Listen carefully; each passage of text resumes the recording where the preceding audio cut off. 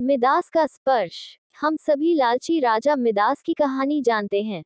उसके पास सोने की कमी नहीं थी, लेकिन सोना जितना बढ़ता, वह और अधिक सोना चाहता। उसने सोने को खजाने में जमा कर लिया था और हर रोज उसे गिना करता था। एक दिन जब वह सोना गिन रहा था, तो एक अजनबी कहीं से आया और बोला, तुम मुझसे ऐसा कोई भी वरदान मांग सकते हो जो तुम्हें दुनिया में सबसे ज्यादा खुशी दे। राजा खुश हुआ और उसने कहा, मैं चाहता हूं कि जिस चीज को छूऊं, वह सोना बन जाए। अजनबी ने राजा से पूछा, क्या तुम सचमुच यही चाहते हो? राजा ने कहा, हाँ। तो अजनबी बोला, कल सूरज की पहली किरण के साथ ही तुम्हें किसी चीज को छूकर सोना बना देने की ताकत मिल जाएगी।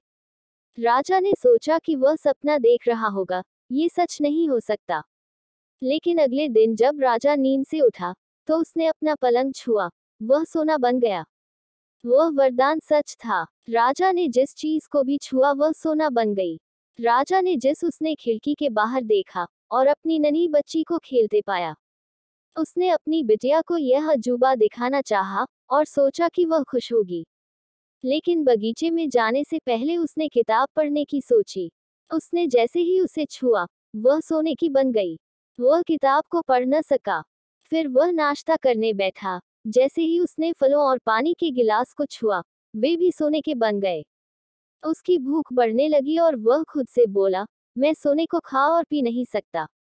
ठीक उसी समय उसकी बेटी दौड़ती हुई वहां आई और उसने उसे बाहों में भर लिया।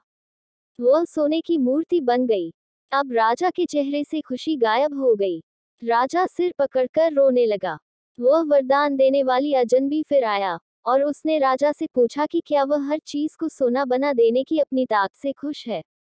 राजा ने बताया वह दुनिया का सबसे दुखी इंसान है। राजा ने उसे सारी बात बताई। अजनबी ने पूछा, अब तुम क्या पसंद करोगे, अपना भोजन और प्यारी बिटिया, या सोने की धी और बिटिया की सोने की मूर्ति? राजा ने गिड़गिड़ाकर माफी मांगी और कहा, मैं अपना सारा सोना छोड़ दूंगा। मेहरबानी करके मेरी बेटी मुझे लौटा दो, क्योंकि उसके बिना मेरी हर चीज मूल्यहीन हो गई है।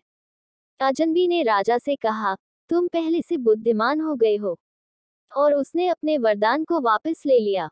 राजा को अपनी बेटी फिर से मिल गई और उसे एक ऐसी सीख मिली जिसे वह जिंदगी भर नहीं भुला सका। इस कहानी से क्या शिक्षा मिलती है? घटिया या विकृत जीवन मूल्यों से दुख ही मिलता है और कई बार इच्छा का पूरा होना न पूरा होने से बड़ा दुख बन जाता है।